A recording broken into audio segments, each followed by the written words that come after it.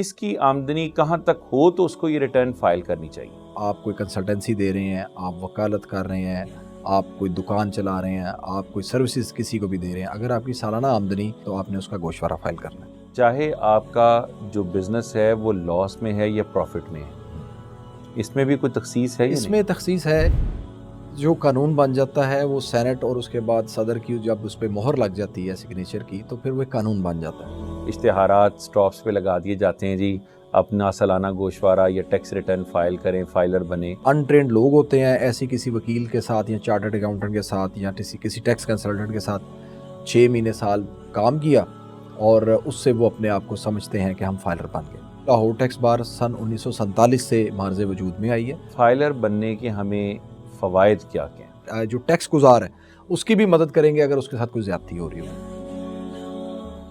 بسم اللہ الرحمن الرحیم۔ السلام علیکم۔ نہا اسٹوڈیو سے پروگرام مہمان خاص کے ساتھ میں ہوں محمد افتخار خان۔ آج کا جو پروگرام ہم اس وقت آپ کے سامنے پیش کرنے جا رہے ہیں، خاص طور پر اس وقت جو بزنس مین ہیں، انٹرپرینیور ہیں، یا کوئی بھی پاکستان میں جو بندہ امپورٹ ایکسپورٹ کا کام کرتا ہے، اور یا وہ بندہ جو ریٹرن فائل نہیں کرتا یا وہ بندہ جو ریٹرن فائل کرنا چاہتا ہے، ٹیکس فائلر ہے یا نان فائلر ہے، ایسے بے شمار مسائل، یا وہ ٹیکس نیٹ کا حصہ ہے یا وہ نہیں، یا وہ اپنی بلیک منی وائٹ کرنا چاہتا ہے، یہ بے شمار ایسے سوالات ہوتے ہیں جو مختلف ذہنوں میں اٹھتے ہیں۔ لیکن اس کے معاملے میں ہم لوگ کیا کرتے ہیں، بجائے اس کے کنسرن پرسن سے پوچھیں، ہم یہ سوالات ان لوگوں سے پوچھتے ہیں کہ جنہوں نے ساری زندگی بلیک منی کو وائٹ کرنے کی کوشش کی، چاہے وہ کسی بھی صورت میں کیوں نہ ہو۔ تو اس کے لیے وہ لیگل راستہ، اور بالخصوص بطور ذمہ دار شہری ہماری جو ذمہ داری ہے کہ ہم اگر بزنس کرتے ہیں تو ٹیکس دیں۔ یہ ٹیکس کا نظام اب سے نہیں، حضرت عمر رضی اللہ تعالیٰ عنہ کے دور سے یہ اس کی اصلاحات کا سلسلہ بہت انہوں نے زبردست متعارف کروایا تھا، اور اسی ٹیکس کے سلسلے کے جواب میں ہی ابو لولو فیروز کے ذریعے ان کی شہادت بھی ہوئی۔ تو یہ تاریخ کے واقعات سے ہمیں ٹیکس کا سلسلہ سننے کو ملتا ہے۔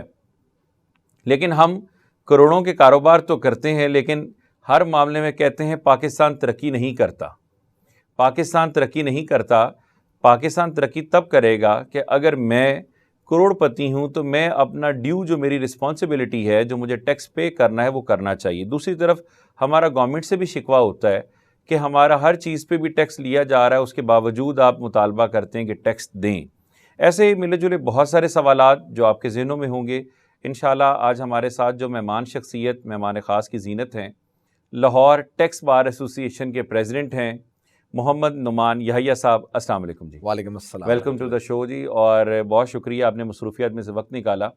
نعمان صاحب، یہ جن کچھ سوالات کا ذکر میں نے کیا کہ عمومی طور پر یہ سوالات ذہن میں اٹھتے ہیں کہ ہم ایک اگر 10 روپے کی بھی چیز لیتے ہیں نا تو اس کے اوپر بھی جی ایس ٹی انڈائریکٹلی ڈائریکٹلی شامل ہے، کالز کرتے ہیں موبائل کارڈز پر بھی شامل ہے، کوئی بھی چیز ایسی نہیں کہ جو ٹیکس سے ایکسکلوڈیڈ ہو۔ ایون تو اب تو گورنمنٹ نے وہ پی او ایس بھی متعارف کروایا ہوا ہے۔ جی۔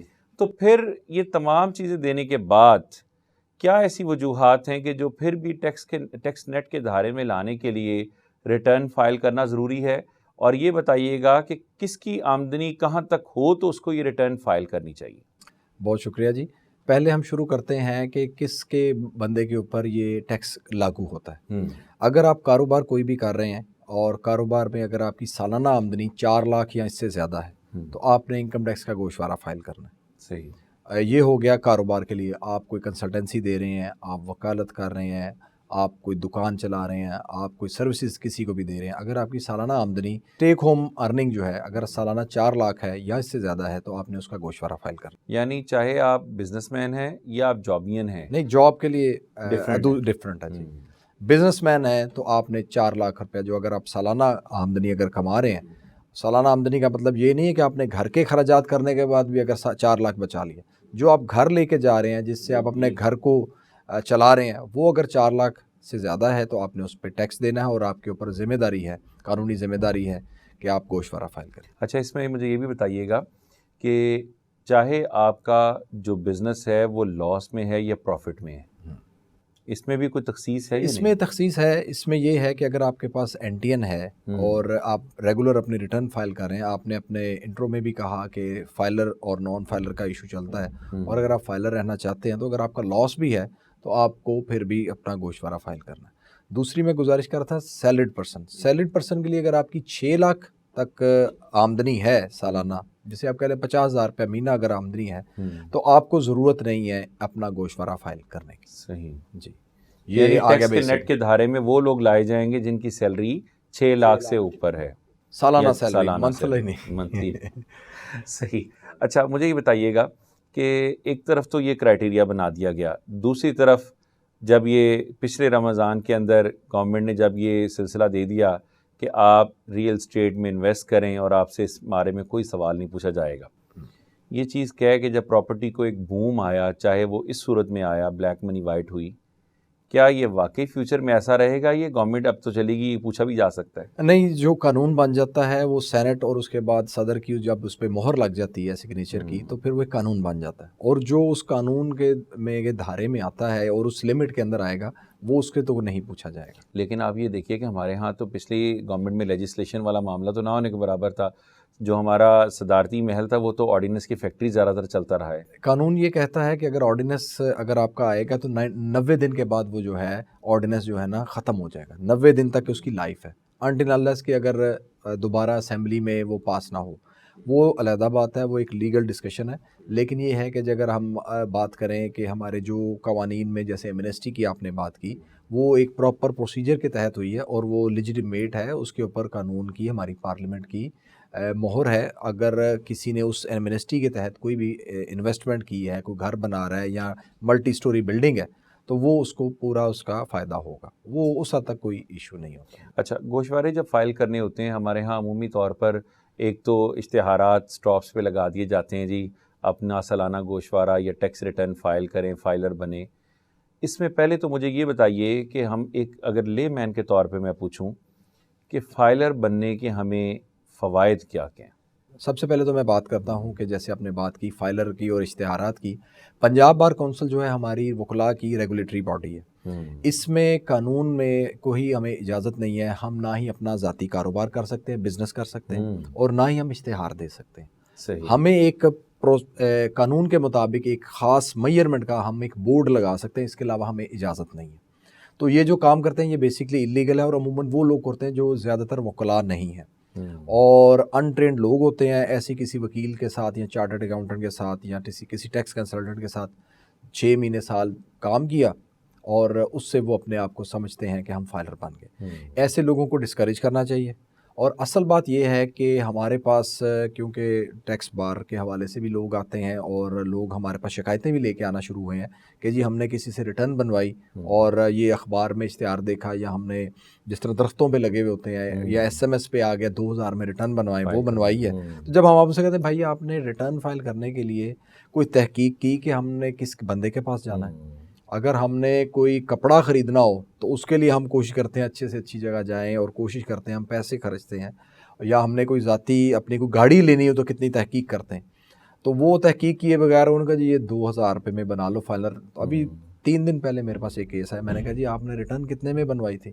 تو انہوں نے کہا جی ہاں جی ایسے ہی بنائی تھی. یہ ایک بڑا اہم پوائنٹ ہے جو آپ نے بات کی، اس کو بڑا دیکھنا چاہیے اور آپ کو پروفیشنل آدمی کے پاس جانا چاہیے. میں نے اگر کوئی قانون کے علاوہ میں اگر دین کا کوئی فتویٰ لینا ہے تو میں اپنے گلی محلے کے بندے کے پاس جاؤں گا، تو ہو سکتا ہے وہ میرے ساتھ اگر میں نہیں ہوں اس کے نالج، نہیں بلکہ خطرہ جان ہے. تو اس میں زیادہ ضروری ہے کہ جب آپ کریں تو آپ اپنے جو ہے پوری تحقیق کر کے یہ کام کریں.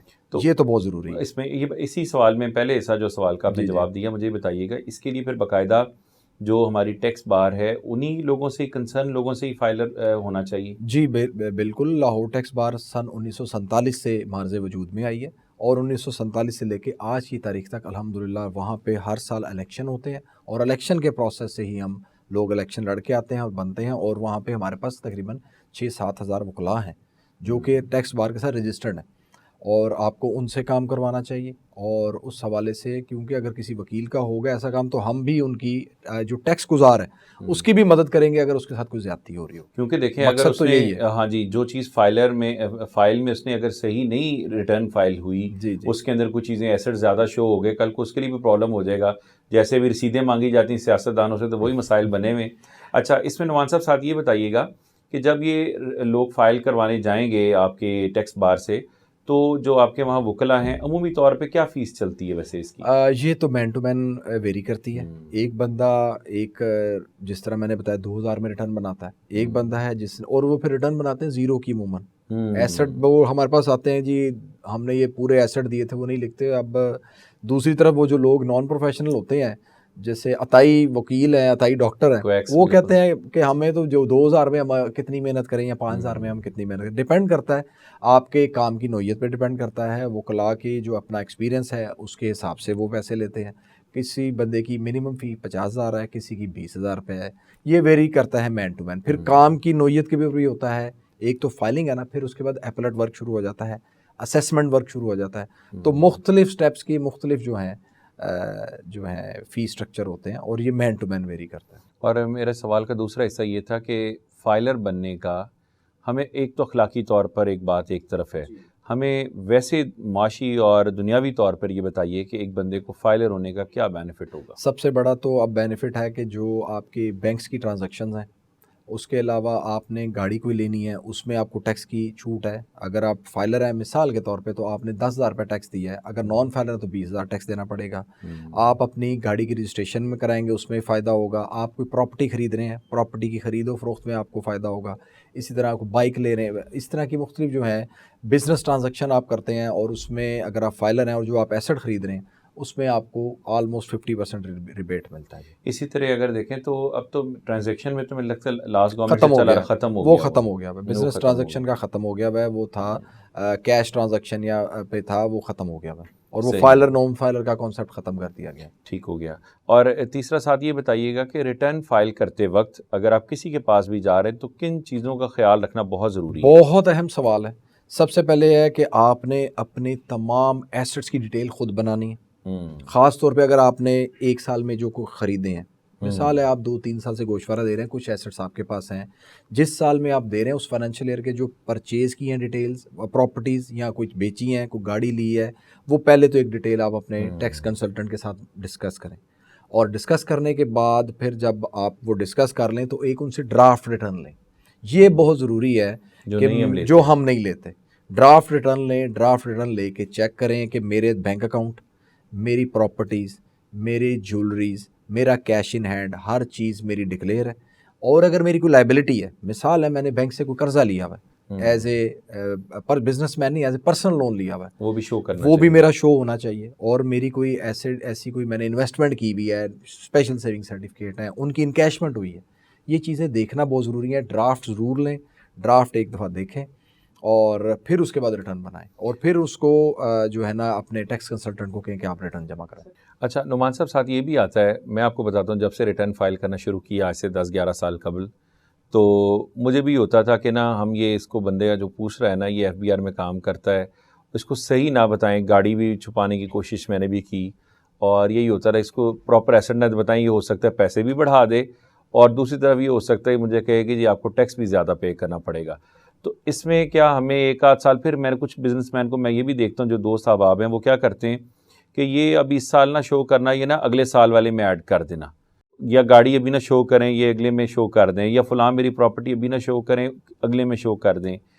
تو کیا اس سے کوئی فائدہ بھی ہوتا ہے چھپانے سے یا کہ نقصان؟ یہ سر ابھی پہلے تو آپ, یہ میرا ہی سوال ہے کہ جو گاڑی آپ نے نہیں ڈکلیئر کی اس کا نوٹس آیا FBR سے, وہ تو میں نے بتایا نا اب تو ہو گئی, آپ ڈکلیئر کر دیں. اصل میں یہ ہے کہ یہ لازمی ڈکلیئر کرنی چاہیے. صحیح. اور اگر آپ ڈکلیئر نہیں کر رہے تو اب ان کا بڑا آرٹیفیشل انٹیلیجنس کا سسٹم ہے, ہر چیز کمپیوٹر اور آپ کے CNIC کے ساتھ انٹیگریٹڈ ہے. اور آپ کوئی چیز لیتے ہیں اور آپ نے گاڑی لی ہے, بائک لی ہے, جس وقت آپ نے رجسٹریشن کروانی, جس وقت آپ نے خریدنی ہے, FBR کو انفارمیشن جا رہی ہے. ایون آپ بائک لیتے ہیں اور اگر آپ سیل ٹیکس رجسٹر پرسن ہیں تو آپ کی بائک کے آپ کے CNIC کے اوپر آپ کے آن لائن سسٹم میں آپ کی بائک کی بھی پرچیز شو ہو رہی ہوتی ہے. اس سال ہماری جو ہے ایف بی آر کے اعلیٰ قیادت سے، اعلیٰ آفیسر سے ہماری جو میٹنگ ہوئی ہے اس میں انہوں نے بتایا کہ اس سال ہم ایک نیا چیز دے رہے ہیں کہ آپ نے جو چیزیں خریدی ہوں گی جو وہ آلریڈی آپ کو خود ہی بلنک ہو رہی ہوں گی کہ آپ کی یہ چیز ایسٹ میں آ گئی بھی، آپ لکھیں. پچھلے 2-3 سال سے آئی ٹی کے نظام نے جس طرح ترقی کی ہے، ایف بی آر نے ایک ٹیکس گزار کے لیے اور خاص طور پہ ہمارے ٹیکس کنسلٹنٹ کے لیے بڑی ایک اہم چیز کر دی ہے کہ وہ آپ کو ایک I T M I S system دے دیا ہے. اس سال میں جو بھی آپ کی بزنس ٹرانزیکشن ہوگی جس پہ ٹیکس ود ہولڈ ہوا ہے وہ آپ کے آئی ایس کے سافٹ ویئر میں سسٹم میں خود ہی آ جاتا ہے. صحیح. اور دوسرا آپ نے جو سوال کیا کہ شو کرنا چاہیے نہیں کرنا، وہ تو لازمی شو کرنا چاہیے، اور اگر آپ نہیں کرتے تو پھر آپ کو آڈٹ پروسیڈنگ کے ساتھ ساتھ آپ کے کیس ری اوپننگ ہو جاتی ہے. کیس ری اوپن ہوگا اور آپ کو، اگر آپ نے 10 لاکھ کی گاڑی مثال ہے ڈکلیئر نہیں کی تھی تو اس کے اوپر جو ہے آپ کو پھر اس 10 لاکھ پہ ٹیکس ادا کرنا پڑے گا. عدالتوں میں جائیں گے، ظاہر ہے جب ایک چیز خود ہی پتہ چل رہا ہے آپ نے اپنی ریٹرن میں نہیں ڈکلیئر کی تو وہ پھر آپ کو ادائیگی ہی ٹیکس کرنی پڑے گی. کیا وجہ ہے کہ پاکستان کے اندر بڑی مچھلیاں ٹیکس سے مبرہ ہو جاتی ہیں، کوئی 5,000 دے کے جان چھوڑاتا ہے اربوں پتی کھربوں پتی ہو کر، اور جہاں کوئی ایک بزنس مین ایک چھوٹے سے لیول پہ بھی اسکیل پہ سٹارٹ کرتا ہے تو وہاں بھی انکم ٹیکس اور یہ ایف بی آر اس کو جو ہے وہ اپنے دھارے میں لانے کی کوشش کرتے ہیں. تو خان صاحب نے بھی اس کے لیے بڑی کوشش کی اور اس کی اصلاحات کے حوالے سے انہوں نے کوشش بھی کی، شبر زیدی جیسے کریڈیبل لوگوں کو بھی لے کر آئے، لیکن وہ سلسلہ پھر وہ لوگ ریزائن کر کے ہی واپس گئے اور معاملہ یہ کسی بھی جو ہے نا بھیڑ نہیں چڑھا. اس میں سر ایک تھوڑا سا ہے لیک آف کانفیڈنس، اور جیسے پولیس والا نا کہ پولیس والا ہر دوسرے آدمی کو یا ہر جو بھی بندہ تھانے میں آ گیا اس کے اوپر ایک غلط نگاہ رکھتا ہے یا اسے مجرم ہی سمجھتا ہے. یہ ایک سوچ کے فرق کو تبدیل ہونا چاہیے. اور جہاں پہ آپ نے بات کی نا 5,000 ٹیکس اور کروڑوں اربوں، ایسی بات میں نہیں سمجھتا ہے، اور یہ ایک پروپوگنڈا ہے. ٹیکس ادا کرنا پڑتا ہے. میں نے جو اپنی 24-25 سال کے کیریئر میں دیکھا ہے جن لوگوں نے ترقی کی ہے انہوں نے ٹیکس ایویژن نہیں کی.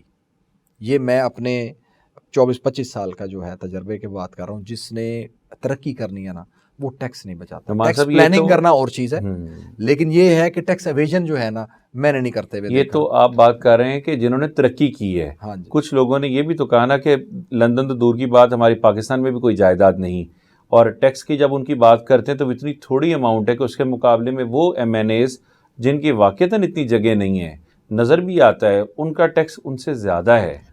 تو یہ کیا وجہ ہے کہ یہ کاروبار کولیپس ہو گیا، یا باہر جاب شروع کر دیں، یا پیسہ باہر چلا گیا؟ پیسہ باہر تو نہیں گیا. اب جن کی لندن کے علاوہ کہیں پہ بھی اگر نہیں ہے تو میں نہیں سمجھتا ایسی بات ہے. ان کی ہمیں دیکھنا چاہیے ان کی ٹیکس ریٹرن کیا فائل ہوئی ہے. اگر ٹیکس ریٹرن میں ان کے پراپر ایسٹس ڈکلیئر ہیں تو اس کے علاوہ تو وہ ہمارے لیے ایک قسم کی جو ہے ریٹرن ہی ہمارا ان کا بول رہا ہے نا کہ یہ انہوں نے یہ ٹیکس ریٹرن اتنی اہم چیز ہے. جب یہ ہر سال آتے ہیں نا، جب گورنمنٹ کے جو اسپیشلی ہمارے جو گورنمنٹ میں ہوں یا اپوزیشن کے مین ممبرز ہوں، ان کے ٹیکس آپ کو آپ دیکھیں چینلز پہ باقاعدہ اماؤنٹ شو ہوتی ہے. 2 چیزیں آتی ہیں. ایک تو یہ ہے کہ یہ اپنے الیکشن کمیشن آف پاکستان میں اپنے تمام مساسات ڈکلیئر کروانے کے اس کے پابند ہے. پھر ایف بی آر بھی ایسٹس ڈکلیئر کرتا ہے. چند سال پیچھے لے جاؤں گا، منصور شاہ صاحب جو ہمارے ابھی اس وقت سپریم کورٹ میں چیف جسٹس اس وقت جج ہیں، جج کے طور پہ کام کر رہے ہیں، جب لاہور ہائی کورٹ کے چیف جسٹس تھے انہوں نے اپنے تمام ججز کے جو ہیں ایسٹس ویب سائٹ پہ دے دیے تھے. اور جب آپ کو اعتماد ہوتا ہے، اور سب سے پہلے انہوں نے اپنے ایسٹ ڈکلیئر کیے، اسی لیے کہ بھائی میرے یہ ایسٹس ہیں، باقی تمام میرے کیونکہ وہ خود کریڈیبل آدمی تھے. ہاں جی. اور اس طرح کے اور باقی بھی ججز الحمدللہ کریڈیبل ہی ہیں، لیکن یہ کہ اس طرح کا ٹرینڈ دیں گے تو پھر ججز میں جب دیکھیں گے، پبلک دیکھے گی یار ججز کے ایسٹ اس طرح ڈکلیئر ہو رہے ہیں، ہمارے سیاستدانوں کے ہو رہے ہیں، اسی طرح ہمارے بیوروکریٹس جو ہیں ہمارے بھائی ان کے بھی ڈکلیئر ہونے چاہیے. اور ہم ایز اے ٹیکس کنسلٹنٹ یہ سمجھتے ہیں ہر بندے کے ڈکلیئر کرنے چاہیے. یہ تو ہے کہ ایف بی آر ایک لسٹ جاری کر دیتا ہے کہ کس شخص نے کتنا ٹیکس ادا کیا، اور لیکن یہ بھی ہے کہ ساتھ ایف بی آر ہمارے ان لوگوں کو پرموٹ بھی کرتا ہے. ایک آپ نے سوال کیا تھا کہ ٹرسٹ کیوں نہیں ہے. ٹرسٹ کی وجہ یہ ہے کہ جو ٹیکس گزار گوشوارہ دے دیتا ہے اور ہمارا نیٹ نہیں بڑھ رہا، وہ ایف بی آر انفارچونیٹلی صرف اسی پہ فوکس کر لیتا ہے. میں نے اگر گوشوارہ دے دیا تو میرے سے آپ اسٹیٹمنٹس بھی مانگیں گے، میرے سے ود ہولڈنگ کی ڈیٹیل بھی مانگیں، جو کہ میری ذمہ داری دینا. لیکن وہ جو ہے جو بندہ ایک اپنا قومی فریضہ ادا کر رہا ہے اور ایک بندہ باہر بیٹھا ہوا ہے، وہ مجھے کہہ رہا ہے یار آپ تو کمال کرتے ہیں کہ میں نے تو کبھی کوئی ٹیکس نہیں دیا اور میں زندگی کے تمام آسائشوں سے انجوائے کر رہا ہوں، اور آپ کے ساتھ زیادتی ہے. تو یہ ڈپارٹمنٹ بھی جو ہے نا سختی کا مظاہرہ کرتا ہے اس شخص کے ساتھ جو کہ گوشوارہ دیتا ہے، جو اپنے ایسٹ ڈکلیئر کرتا ہے اور جو اپنا ٹیکس دینا بھی چاہتا ہے. اور ٹیکس ود ہولڈنگ کی ایک ایسی نہ ختم ہونے والا سلسلہ شروع ہو گیا ہے کہ وہ بیچارہ بغیر تنخواہ کے سرکار کا کام بھی کرتا ہے, اور اگر کوئی ٹیکس نہ جمع ہو, ایون لیٹ ہو جائے, تو پھر جرمانے بھی بھگتتا ہے اور جوتیاں بھی کھاتا ہے. لیکن یہ تو ماشاءاللہ نعمان صاحب آپ سے گفتگو کر کے ایسے لگتا ہے کہ جیسے پاکستان کے اندر قانون کا عمل درآمد بہت زبردست ہے, جبکہ ہم سیاسی طور پہ دیکھیں یا بڑی مچھلیوں کے حوالے سے دیکھیں تو ٹیکس نیٹ سے بھی یہ لوگ بہت دور ہیں. انہوں نے ٹیکس مینیج کیے ہوئے, کبھی کسی چیز میں اس کو ٹرانسفارم کر کے, کبھی کسی چیز میں ٹرانسفارم کر کے, کبھی جائیدادیں کسی رشتہ دار کے نام ٹرانسفر کر کے, فلودے والا, یہ کلفے والا, یہ کیا نام ہم سننے کو نظر بھی آتے ہیں. یہ بے نامی کی ایک قانون آ گیا ہے. اگر ایسی بات ہوگی تو یہ سرکار کے باقی سرکار ایسی پراپرٹی ضبط ہو جاتی ہے. لیکن یہ کب ہوں گی؟ اگر یہ ضبط تو لاہور میں اگر یہ دیکھیں تو وزیر خزانہ جو سابق تھا اس کی بھی ساگڈار کی بھی ضبط ہوئی تھیں.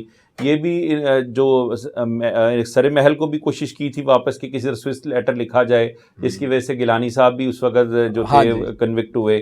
اسی طرح اگر ہم یہ دیکھیں تو یہ جو ہمارا لاہور میں رائے کا محل ہے, اس کی جائیداد بھی ضبط کرنے کا مشرف دور سے چلا آ رہا ہے, لیکن میں نے دیکھا ہے کہ بڑی مچھلیوں کو ہاتھ نہیں ڈالا. سر بات یہ ہے کہ بیشتر جو یہ اس طرح کی جن سیاستدانوں کا آپ نے ذکر کیا, یہ تو پولیٹیکل وکٹمائزیشن کا میں سمجھتا ہوں زیادہ اس میں ہوتا ہے. اب جو بندہ 40 سال سے ایک جگہ پہ بیٹھا ہوا ہے اور اس کو پولیٹیکلی وکٹمائز کرنا اگر مقصد ہو تو پھر آپ جس طرح مرضی کر لیں, میڈیا میں دے دیں, لوگوں کی تو وہی رائے بن جائے گی. دوسری طرف بھی دیکھیں نا تو 300 کنال کے بنی گالہ کا بھی تو کیس چل رہا تھا. ہم اس میں پارٹی یا کسی سیاستدان کو ٹارگٹ نہیں, میں جنیرک بات کر رہا ہوں کہ 300 کنال کا بنی گالہ ہو یا یہ معاملات ہوں, ان میں سے سارے ہی اس ہمام میں ننگے ہیں, لیکن ان کے اوپر ہمارا قانون لاگو ہوتے بھی نہیں ہوتا. آپ دیکھیں نیب نے کتنا زور لگایا کہ ہم ان کو یہ ریکوری کریں گے, یہ کریں گے. آپ یہ دیکھیے کوئی ایسی چیز جو آپ ان سیاستدانوں سے ایک سنگل پینی ریکور کر سکے ہوں, بلکہ یہ فرد جرم عائد ہونے کے اوپر سرکاری ملازم تو نہیں آپ بن سکتے, لیکن آپ وزیر اعظم سے لے کر وفاقی وزیر بن سکتے ہیں. تو یہ کیسا پاکستان کا قانون ہے کہ ایک طرف عمل درآمد عام آدمی کے لیے اور دوسری طرف عمل درآمد ہمارے پارلیمنٹیرین کے لیے اور ہے. سر بات یہ ہے کہ قانون اس وقت تک کسی بندے کو مجرم نہیں کہتا جب تک کہ وہ ثابت نہ ہو جائے. ہم نے اس قانون کے تحت ہی کرنا ہے. پاکستان اگر یہاں پہ کھڑا ہے تو ایک کانسٹیٹیوشن کے تحت کھڑا ہے. اس کانسٹیٹیوشن کے تحت جو قوانین بنے ہیں ان کے مطابق ہی بات ہونی ہے نا. لیکن نعمان صاحب اسی کانسٹیٹیوشن نے بھی جب یہ کہا تھا کہ بھٹو صاحب کا قتل جو تھا ماورائے عدالت تھا, جی اسی قانون کے مطابق جو ہے رات 12 بجے عدالتیں کھلنے کو بھی جینون مانا جاتا ہے, اور اسی قانون کے مطابق بعض اوقات ججز جو ریٹائرڈ ججز ہیں وہ تنقید بھی کرتے ہیں. قانون یقینی بات ہے کہ اس کی سپرمیسی ہونی چاہیے, لیکن اس کی امپلیمنٹیشن ہمیں نظر نہیں آتی. امپلیمنٹیشن کرنی ہے عدالتوں نے. عدالتیں تو حکم دے دے گی, عدالت کا کام ہے حکم, لیکن اگر ریاست ہی نہیں چلنے دے گی تو کیا ہوگا؟ یہ بڑا اہم ایشو ہے. اب دیکھیں دوسرے ملکوں کی, جہاں پہ ہمارے سابق صدر صاحب وزیر اعظم صاحب جو دیتے تھے, کبھی ہالینڈ کے وزیر اعظم کی, کبھی انگلینڈ کی مثالیں دیتے تھے, تو وہ ہمارے ان کے ساتھ ویسے ماحول ہی نہیں ہے. ہمارا ان کا 1% بھی جو ہے ہمارا ان کا کمپیٹیبلٹی نہیں ہے. ہمارے یہاں پہ کون سا نظام چلنے دیا جاتا ہے؟ اگر تھوڑی سی سیاست چلے تو پھر انفارچونیٹلی جسٹس قاضی فائز کا کیس میں دیکھ لیں آپ, اب وہ کہتے ہیں کہ ہم سے غلطی ہوئی. اب کیوں غلطی ہوئی؟ کیونکہ انہیں پتہ چل گیا کہ اب ہماری دال نہیں گلنے والی, تو اب ہم آگے چیف جسٹس. جبکہ ان کے دائیں بائیں وہی لوگ بیٹھے ہیں جنہوں نے بھانمتی کے کنبے نے, اب بابا روان جیسے لوگ ہوں, فروغ نسیم جیسے لوگ ہوں, یہ اپنے لحاظ سے بڑے پائے کے وکیل, نعیم بخاری صاحب جیسے کریڈیبل نام اندر موجود ہیں.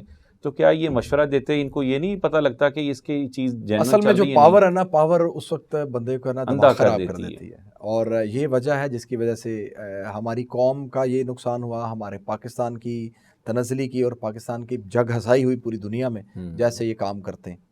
اور یہ جو آپ نے بات کی رات کو 12 بجے عدالتیں کھلیں, جب آپ انکانسٹیٹیوشنل کام کریں گے, پھر عدالت اگر کوشش کرے گی اپنے حکم کو, عدالت نے تو حکم ہی دینا نا, تو باقی تو پھر ایگزیکٹو نے کام کرنا ہے. لیکن 63A پر فیصلہ ابھی بھی ہفتوں چلتے نہیں آ رہا.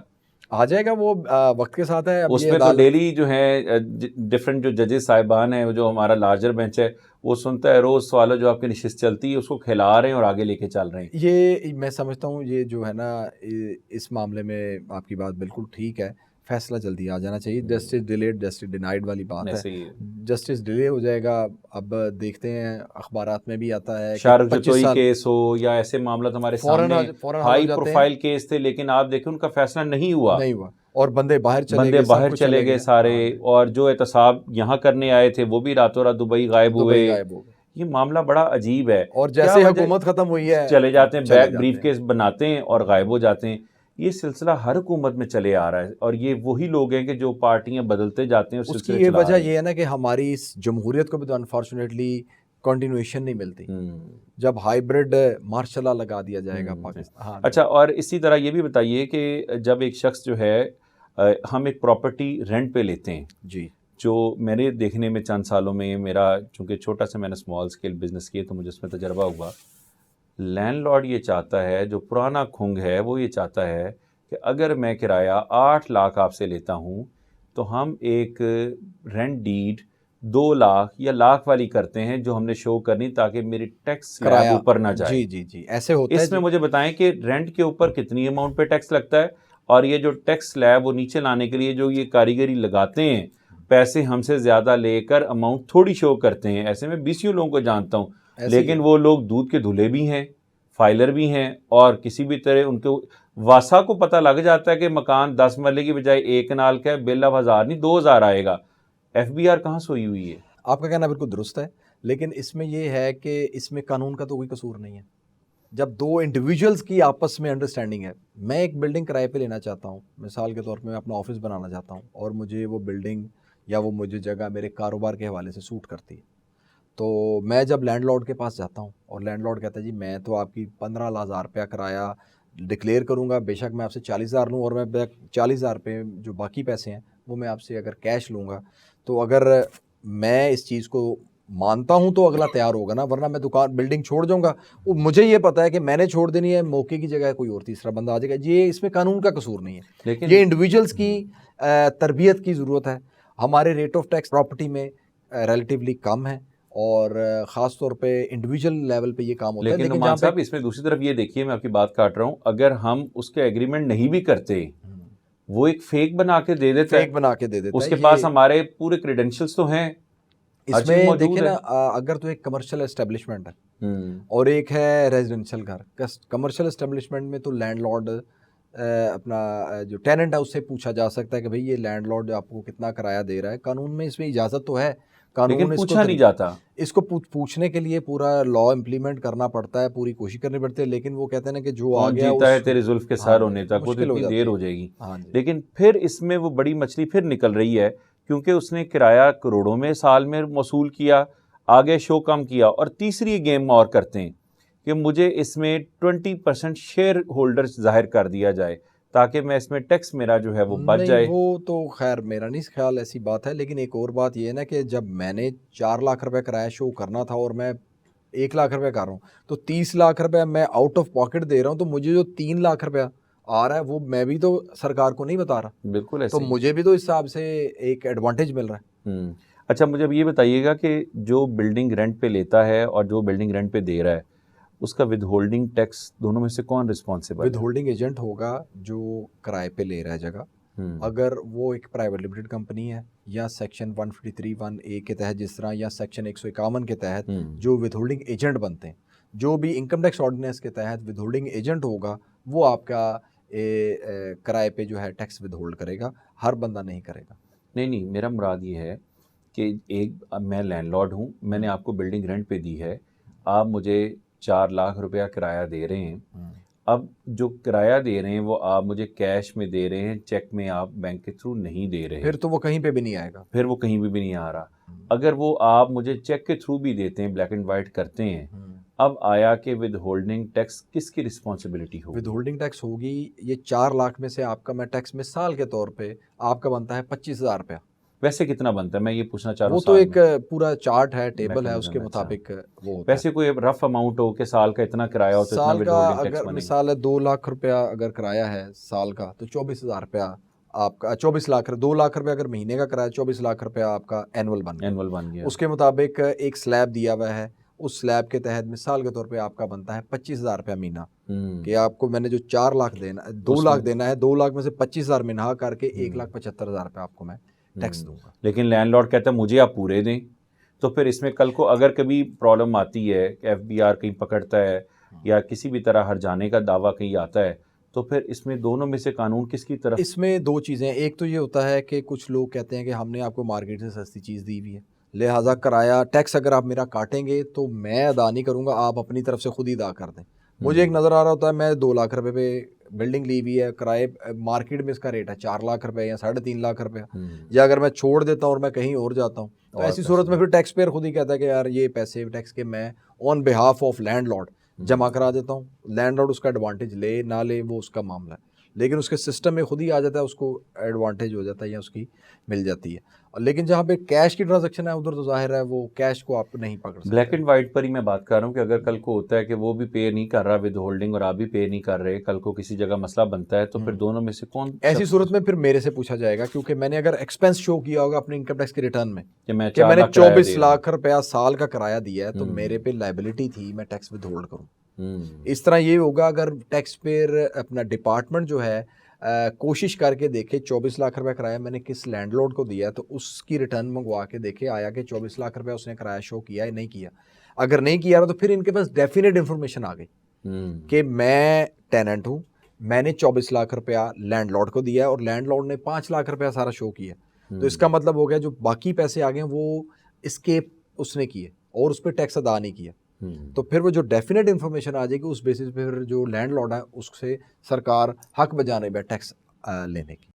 اچھا اسی طرح نعمان صاحب جو ابھی ہم کچھ بیکریز بیچے جا کے لکھا ہے لیکن وہ ڈیڈکٹ نہیں کر رہی، لیکن عمومی طور پر اب جو بھی چیز ہم بڑی کچھ برانڈ سے پرچیز کرتے ہیں تو اس میں ساتھ ہی اسٹورز پہ لکھا ہے POS 1 روپے کی جو کٹوتی ہے. جی یہ کیا ہے بیسیکلی؟ یہ پوائنٹ آف سیل ہے. یہ سیکشن 243A ہے، سیکشن 2 سب سیکشن 43A ہے سیلز ٹیکس ایکٹ کا، جس میں چند مختلف جو ہے نا کلاسیفیکیشن کی ہے کہ ٹیئر 1 رجسٹریشن ہوگی جن پہ آپ پوائنٹ آف سیل لگائیں گے، اور وہ ٹیئر 1 جو ہے اس میں مختلف کیٹیگری دی ہوئی ہیں، جیسے آپ کی ایئر کنڈیشننگ شاپنگ ہال میں مال میں آپ بزنس کر رہے ہیں، آپ کا چین سٹور ہے، آپ کی ایک خاص اسپیسیفک اسکیئر فٹ جو ہے اس سے زیادہ 1000 اسکیئر فٹ سے زیادہ آپ کی بلڈنگ کی جگہ ہے، اور آپ کے پاس ATM کی یا کیش کی ڈائریکٹ ڈیبٹ یا جو ڈیبٹ کی مشینز لگی ہوتی ہیں وہ لگی ہوئی ہیں. ان کی کیٹیگری کے اوپر اگر آپ ہے تو آپ نے وہ پوائنٹ آف سیل پہ ٹیئر 1 میں رجسٹریشن سیل ٹیکس کی ہوگی، اور آپ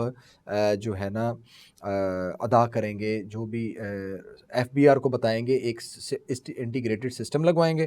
FBR ہر وقت اس کو مانیٹر کرے گا، اور مانیٹرنگ سے ہوگا یہ کہ آپ کو جو ہے نا مانیٹرنگ کے بعد آپ کی دیکھا جائے گا کہ آپ جو سیل کر رہے تھے، جو ایسے جو جن بلیک شیپس کی آپ نے بات کی، بڑی مچھلیوں کی بات کی، سیل تھوڑی ڈکلیئر کرنا، سسٹم میں زیادہ ویسے کمانا، تو وہ اب ہر وقت آن رہتا ہے. FBR ہر وقت اس کو دیکھتا ہے، اور اب وہ سیل کو دیکھتے ہیں، جتنی سیل ہوگی اس حساب سے اس کے سیل ٹیکس بھی ادا ہوگا. اور ایک بڑا خوش آئند بات ہے جہاں تک 1 روپے کی بات کی، وہ تو خیر انسرلی ایشو ہے، وہ اتنا بڑا ایشو نہیں. اصل ایشو یہ ہے کہ لوگ اب ہر وقت اب پوائنٹ آف سیل کی وہ جو انٹیگریشن کروا رہے ہیں وہ بھی FBR کو ہی جاتا ہے، وہ اب کوئی نہیں. اب اس میں ایک راولپنڈی میں ایک بہت بڑا ایک اسکیم ہوا، جنہوں نے اس میں جعلی جو ہے نا انوائسز بھی ڈالنی ہوئی. اب ان کو قانون نے اجازت دے دی ہے کہ آرٹیفیشل انٹیلیجنس کے ذریعے آپ خود ہی اب جا کے قانون نے دے دیا کہ آپ قانون کے تحت آپ جائیں اور شاپنگ کریں، شاپنگ دو کر کے کنفرم کریں. پھر سرکار نے یہ بھی کام کیا کہ انہوں نے اب الاؤ کر دیا ہے کہ آپ نے جو انوائس لیتے ہیں ایک خاص نمبر ہے اس پہ واٹس ایپ کریں، اور لوگوں کو انعام مل بھی رہے ہیں، اور یہ بہت ضروری ہے. لیکن اس میں ایک اور ایشو یہ ہے کہ ابھی ہمارے پاس کافی سارے وکلاء حضرات جو آئے ہیں، کیونکہ ہم ٹیکس بار میں بیٹھے ہوئے ہیں، ایک پل کی خبر ہمارے پاس آ رہی ہوتی ہے جو بھی ڈپارٹمنٹ کرتا ہے. وہ بڑی اہم بات یہ ہے کہ کچھ لوگوں کو پینلٹی کے نوٹسز ڈلے ہیں، جس میں بڑی 5 لاکھ 10 لاکھ 20 لاکھ تک کی پینلٹی ہے کہ آپ نے پوائنٹ آف سیل کی انٹیگریشن نہیں کروائی. اور اس سے ہوا یہ ہے کہ لوگوں کے اکاؤنٹ اٹیچ کیے، پیسے نکال لیے اور نوٹس ہی نہیں ڈالا. ابھی انکم ٹیکس اپیلیٹ ٹرائبیونل انلینڈ ریونیو نے ججمنٹس دی ہیں، جس میں انہوں نے کہا کہ جی اگر آپ نے ان کی ایک تو پہلے انہوں نے کہا جی کہ قانون اجازت نہیں دیتا جب تک سیکشن 11 ذرا ٹیکنیکل بات ہو جائے، سیکشن 11 ہے اس کو انووک کریں اور پھر آپ ان سے پینلٹی لیں. لیکن یہ ہو رہا ہے کہ پوائنٹ آف سیل میں ابھی اور بھی ججمنٹس آ گئی ہیں کہ آپ پہلے وزٹ کریں کہ وہ میں نے اگر میرے NTN میں لکھا ہوا آ گیا ریٹیلر، تو اس کا مطلب یہ نہیں ہے کہ میں ریٹیلر پوائنٹ آف سیل لگاؤں گا، میرا وہ 5-7 جو کیٹیگریز ہیں اس میں بھی پورا اترنا ضروری ہے. اور ٹرائیبونل نے ججمنٹس بھی دی ہیں کہ جی آپ پہلے اس کی پریمیسز وزٹ کریں، وزٹ کر کے دیکھیں کہ آیا کہ وہ کام کر رہا ہے نہیں کر رہا. تو ابھی ڈپارٹمنٹ ہارش اور پینلٹیز بھی لگا رہا ہے، ہارش اسیسمنٹ بھی کر رہا ہے اور اکاؤنٹ اٹیچ کر رہا ہے، جس کی وجہ سے ٹیکس پیئر میں بھی جو ہے خوف و ہراس پھیلتا ہے. لیکن یہ ہے کہ اگر وزٹ کر لیں، وزٹ کر کے دیکھ لیں تو ایسی چیزیں آسان ہو جاتی ہیں. پھر ڈپارٹمنٹ کا اور ٹیکس پیئر کا اگر اس طرح کا معاملہ ہوگا تو لوگ پھر بچیں گے. لوگ پھر کوشش کرتے ہیں کہ ہم FBR میں اپنے آپ کو نہ رجسٹر کروائیں، نہ اس سے دور رہیں، اور اپنے آپ کو جیسے بچا کے ہو جائے وہ گزارا کر لیں. یہ بڑا ضروری تھا کہ ضروری ہے کہ ڈپارٹمنٹ کو ذرا تھوڑا سا لینینٹ ویو لینا چاہیے. آخر میں جو لوگ ریٹرن فائل کرنا چاہتے ہیں، ایک تو اس کا طریقہ کار ذرا بتائیے سادہ، اور دوسرا کس وقت اور کس مہینے میں ریٹرن فائل کی جاتی ہے، عمومی طور پر ہمارا ٹیکس ایئر کب کمپلیٹ ہوتا ہے، یہ دیکھنے والے جو ہے ہمارے ناظرین ان کے لیے. یہ جرنل سوال ہے. جرنل جو عام بزنس مین ہے یا عام تاجر ہیں، جو سیلڈ پرسن ہے، یہ ہمارا فائنینشیل ایئر ہوتا ہے جولائی سے لے کے جون تک. جولائی سے جون تک ہوتا ہے. اور جو سیلڈ پرسن ہے اس نے اپنی ریٹرن 30 اگست تک دینی ہوتی ہے، 31 اگست تک دینی ہوتی ہے. اور جو بزنس مین ہے اس نے اپنی 30 سپتمبر اس کی ڈیو ڈیٹ ہوتی ہے. اس میں عموماً FBR ڈیٹ ایکسٹینڈ کر دیتا ہے. اس میں کئی ایشوز ہوتے ہیں، پالیسی ایشو ہوتا ہے، اور پالیسی ایشو کے علاوہ انہوں نے لیٹ ریٹرن فائل کی ہوتی ہے، لیٹ ریٹرن کا ڈرافٹ دیا ہوتا ہے، پھر ان کا سسٹم بیٹھ جاتا ہے سم ٹائم. یہ بڑی دشواری ہوتی ہے. ایک تو یہ بات آ گئی. دوسرا یہ ہے کہ اگر آپ نے ریٹرن فائل کرنی ہے، جیسے میں نے سب سے پہلے کہا تھا کہ آپ اس کا ڈرافٹ لیں، ڈرافٹ دیکھیں، خود تھوڑے ویجیلنٹ ہوں. سارے کا سارا ذمہ داری ٹیکس پہ اپنے وکیل پہ نہ ڈالے، اور آپ خود بھی ویجیلنٹ ہو. اس میں جس طرح ہے آپ کی اب ہر چیز انٹیگریٹ ہو چکی ہے، ہر چیز FBR کے نالج میں ہے. تو ایون آپ موبائل کا جو ایک چھوٹا سا پری پیڈ کارڈ 100 روپے کا ڈالتے ہیں، اس کی بھی ڈیٹیل FBR خود دے دی ہے. تو آپ کو ویجیلنٹ ہونا چاہیے. اور آپ نے جو بھی گاڑی کوئی بائک خریدتے ہیں تو تمام انٹیگریشن ہوئی ہوئی ہے. آپ ان چیزوں کو دیکھیں. اور فائلر ہونے کے لیے آپ کا ٹائم فریم میں نے بتا دیا، ڈیٹ ایکسٹینڈ بھی ہو جاتی ہے. آپ اپنے سب سے پہلے گھر کے اخراجات بنائیں، بچوں کی تعلیم بنائیں، اپنے یوٹیلیٹی ایکسپینس بنائیں. اس کے مطابق جا کے آپ اپنی ریٹرن کے اپنے ٹیکس پیئر کو بتائیں جی میرا اتنا خرچہ ہے گھر کا. اس کے بعد وہ ریٹرن بنائے گا تو آپ کے لیے آسانی رہے گی. بہت شکریہ نعمان صاحب، بہت کچھ سیکھنے کو ملا. یقیناً آج جو چیز ہم نے سیکھی کہ اپنے جو آپ سمجھتے ہیں کہ یہ شاید مجھے اثاثہ جات شو کرنے سے مجھے ٹیکس والے FBR والے لینے آ جائیں گے، یا میرے سے کوئی پیسے لے لیے جائیں گے، جیسے لوگ کووڈ کی ویکسین کے دوران سمجھ رہے تھے کہ چپ ڈالی جا رہی ہے. ایسا ہرگز نہیں ہے. اپنے اس بلیک منی کو وائٹ کیجئے. جو چیزیں آپ کے پاس موجود ہیں ان ایسٹس کو ڈکلیئر کریں تاکہ آنے والے کل اور آپ کی اولادوں کے لیے مسائل کا باعث نہ بنے. اور آپ کی چیزوں میں سیل پرچیز جو ہے بڑی فیئر ہونی چاہیے، کیونکہ اگر آپ کا بزنس، آپ کا یعنی کاروبار، آپ کا لین دین فیئر ہے تو پھر ان چیزوں کو آپ کو ٹیکس نیٹ کے دھارے میں لانے میں کوئی پرابلم نہیں ہونی چاہیے. امید ہے کہ آج کا پروگرام قانونی اعتبار سے اور ٹیکس کے جو ہمارے خاص طور پر جو اس میں ٹیکس کے کرائٹیریا ہے، جو ریٹرن فائل کرنے کے حوالے سے جو پیچیدگیاں ہیں، ایسے بہت سارے سوالات کا نعمان صاحب نے بڑا سیر حاصل آپ کو جواب دیا ہے. اگلے پروگرام تک کے لیے اجازت. اللہ حافظ و ناصر. السلام علیکم.